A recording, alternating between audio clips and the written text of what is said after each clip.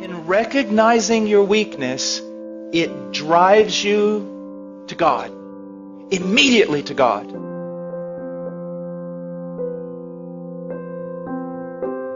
Believing in faith that He's the fountain He claims to be. That He's the source and the helper that He claims to be. That He is one of unlimited resources. That He does not greedily hand out to children, but He lavishes upon us. So see, your problem is that you're really not recognizing you're weak. Or you recognize you're weak, but you just stay there in your weakness. The thing is, your weakness ought to drive you to God. I saw someone last night, and I dealt a long time with them. Precious little girl. She recognized her weakness. She recognized her frailty. She recognized her sin. She recognized there were some things in her life she couldn't overcome right now. But here was her problem. She would see her sin, and because of the work of the devil and sometimes our own heart condemning us, she would put herself in the penalty box every time that she sinned. Well, you can't go to God right now.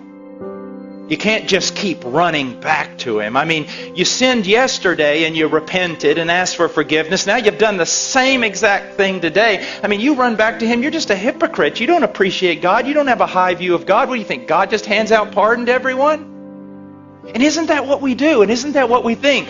We sin, a sin that we've already sinned and already repented of, and because of it we think we need to put ourselves in a penalty box for a little while, at least a couple of days, and try to work our way back into favor before we come to God.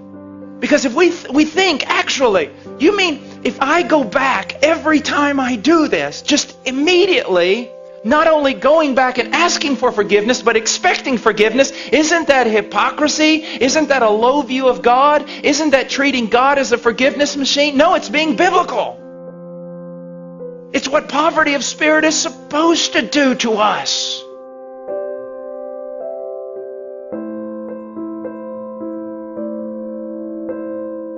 I'm talking to genuine Christians who really want to be something they are not yet. But when they find themselves frail and they find themselves weak and they find themselves sinning the same sin, they kind of huddle over here and wait. Maybe read their Bible a few days, pray some more, show God they're really sincere before they run over there and actually try to get some forgiveness. No!